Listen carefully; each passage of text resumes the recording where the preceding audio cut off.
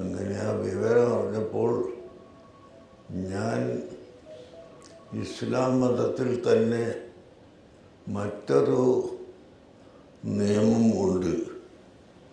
നമ്മുടെ ഇവിടെ ഉള്ളതുപോലെ തന്നെ കൊലക്കുറ്റം ചെയ്ത ആളെ കൊല്ലാനിരിക്കുകയോ അല്ലെങ്കിൽ അതിന്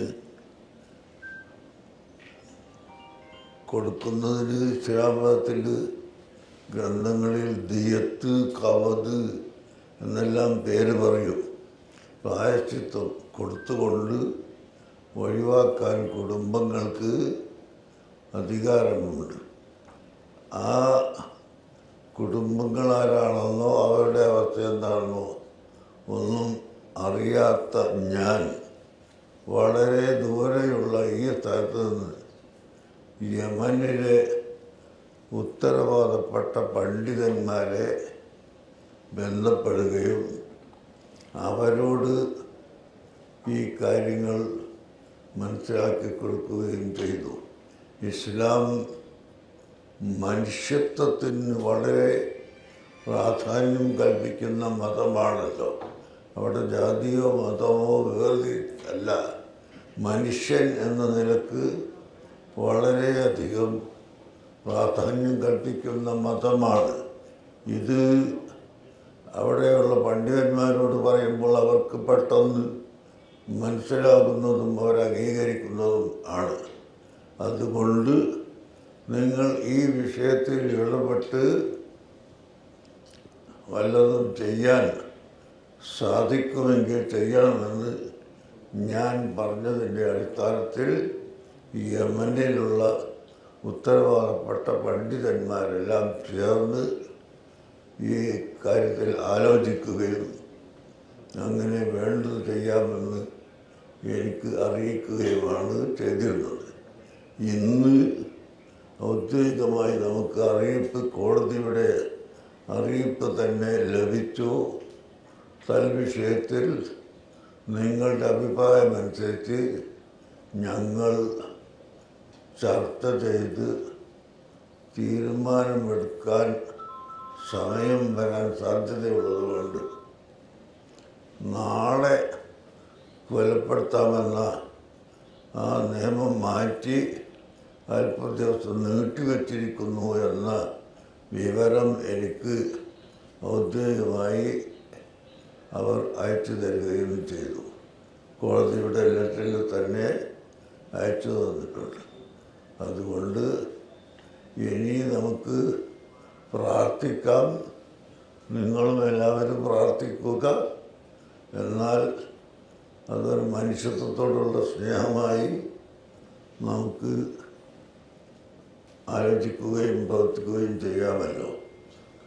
തെറ്റ് ചെയ്തവരെ ശിക്ഷിക്കുകയോ ശിക്ഷിക്കാതിരിക്കുകയോ അതൊന്നും നമ്മുടെ അധീനത്തിൽപ്പെട്ടത് അല്ല. മറിച്ച് വിദേശത്ത് വെച്ച് ഇത് കൊല്ലപ്പെട്ടു പോയാൽ അവരുടെ കുടുംബങ്ങൾക്കോ ഇവിടെയുള്ളവർക്കോ അറിയാനും ബന്ധപ്പെടാനും സാധിക്കാത്ത ഒരവസ്ഥയായതുകൊണ്ട് ഈ കുറ്റത്തിൽ നിന്ന് കാശ് വാങ്ങി ഒഴിവാക്കണം എന്ന് ഞാൻ പറയുകയുണ്ടായി. ഈ കാശ് കൊടുക്കാനും വാങ്ങാനും മറ്റും ആരാണ് ഉണ്ടാവുക എന്ന് അന്വേഷിച്ചപ്പോൾ ചാണ്ടിയുമ്മൻ MLA അത് തയ്യാറാണ്, അദ്ദേഹത്തിൻ്റെ മുഖേന പലരും കൊടുക്കാൻ തയ്യാറായിട്ടുണ്ട് എന്ന വിവരം അറിയാൻ സാധിക്കുകയും ചെയ്തു. ഇനി ബാക്കി നിങ്ങളെല്ലാവരും പ്രാർത്ഥിക്കുക, നമ്മളും പ്രാർത്ഥിക്കുന്നു. നല്ലൊരു അന്തരീക്ഷം ഉണ്ടാവട്ടെ. ഏതായാലും നാളത്തത് നീട്ടിവെച്ചിട്ടുണ്ട് എന്ന വിവരമാണ് ഇപ്പോൾ നമുക്ക് ലഭിച്ചിട്ടുള്ളത്.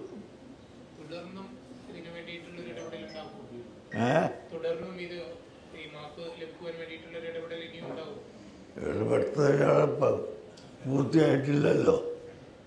ഇനിയുണ്ടാവുമോ ചോദിക്കാൻ. ഇപ്പോൾ ഇടപെട്ടതിൻ്റെ ഫലമാണോ അവരാലോചിച്ചു കൊണ്ടിരിക്കുകയാണ്.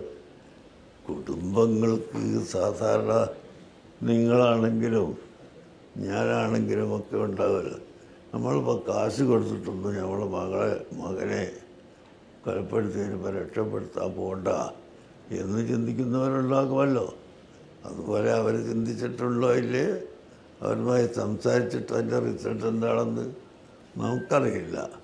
അത് സംസാരിക്കാൻ ഉള്ള ആളുകൾ അവിടുത്തെ പണ്ഡിതന്മാരാണ്. പണ്ഡിതന്മാരും ജഡ്ജിമാരുമായി സംസാരിച്ചിട്ടാണ് ഇങ്ങനെ നീട്ടിവെക്കാൻ അവർ ഉത്തരവിട്ടിട്ടുള്ളത്. ഇന്ത്യ ഗവൺമെൻറ്റിനെ ഈ കാര്യം ഞാൻ അറിയിച്ചിട്ടും ഉണ്ട്. ഞങ്ങളിങ്ങനെ ഒരു ശ്രമത്തിലാണ്, അതിൻ്റെ സ്റ്റേജ് ഇപ്പോൾ ഇന്നതാണ് എന്ന് വരെ പ്രധാനമന്ത്രിയുടെ ഓഫീസിലേക്ക് കത്ത് അയച്ചിട്ടും ഉണ്ട്.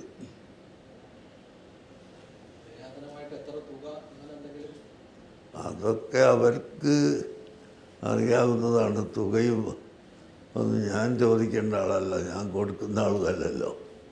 അതുകൊണ്ട് എത്ര തുക എന്നൊന്നും ചോദിക്കേണ്ട ആൾ ഞാനല്ലാത്തത് കൊണ്ട് ഞാനതൊന്നും ചോദിച്ചിട്ടില്ല.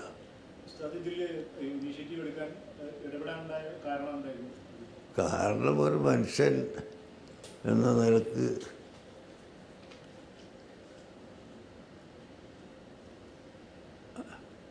എന്നെക്കൊണ്ട് കഴിയുന്നത് ചെയ്യുക എന്ന നിലക്ക് തന്നെ. നമ്മൾ പണ്ടും ഇന്നും ഏത് കാലവും ഞങ്ങളുടെ മുസ്ലിം എന്ന അഡ്രസ്സിൽ നോക്കുന്നത് ഞങ്ങളുടെ പള്ളികളിലും കോളേജുകളിലുമൊക്കെയാണ്. പൊതുവിഷയത്തിൽ ജാതിയോ മതമോ ഒന്നും നോക്കാറില്ല എന്ന് നിങ്ങൾക്ക് തന്നെ അനുഭവത്തിൽ ഉണ്ടായിരിക്കാം. തുടക്കം മുതൽ തന്നെ ഇവർ സ്വീകരിച്ചത് ഒരു സ്വാഗതാർഹമായിട്ടുള്ള നിലപാടാണോ, അല്ലെങ്കിൽ ഏത് ഘട്ടം മുതലാണ് ഇവർ ഈ വിഷയത്തിൽ ഇങ്ങനെ ഒരു സമീപനം സ്വീകരിച്ചിട്ടുള്ളത്? അത് അവിടെ സംസാരിച്ചവർക്കല്ലേ അറിയുള്ളൂ. ഞാൻ വളരെ ദൂരെ ഇന്ത്യയിലല്ലേ ഇപ്പോൾ ഉള്ളത്.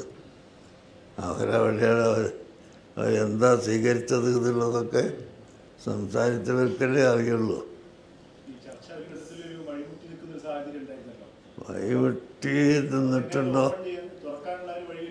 വഴിമുട്ടി നിന്നിട്ടുണ്ടോയെന്നൊന്നും നമ്മളതിൻ്റെ വിശദാംശം കണ്ടിട്ടും കേട്ടിട്ടുമില്ല. നമ്മൾ അവിടുത്തെ ഉത്തരവാദപ്പെട്ട പണ്ഡിതന്മാരെയാണ് അറിയിച്ചത്. അവർ പറഞ്ഞാൽ ആ രാജ്യത്തുള്ള മുഴുവൻ ജനങ്ങളും സ്വീകരിക്കുന്ന അത്രയും വലിയ ഉയർന്ന പണ്ഡിതന്മാരാണ്. അതുകൊണ്ട് തന്നെ അവർ പറഞ്ഞു സംസാരിക്കുന്നുണ്ടാകും. ഒരു വിഷയത്തിൽ ഒരു 2 മിനിറ്റ് കൊണ്ട് തീരുമാനിക്കാവുന്നതല്ലല്ലോ. അതനുസരിച്ചുള്ള ചർച്ചകളും ആലോചനകളും എല്ലാം നടക്കുന്നുണ്ടായിരിക്കാം.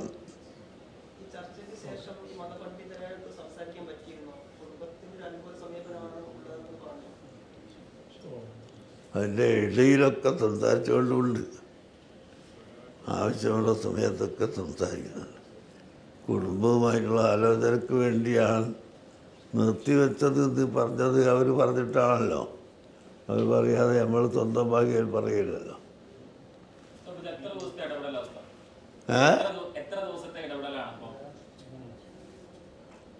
ഇടപെട്ടിട്ട് എത്ര ദിവസമായി അത് നിങ്ങൾക്കൊക്കെ അറിയാലോ.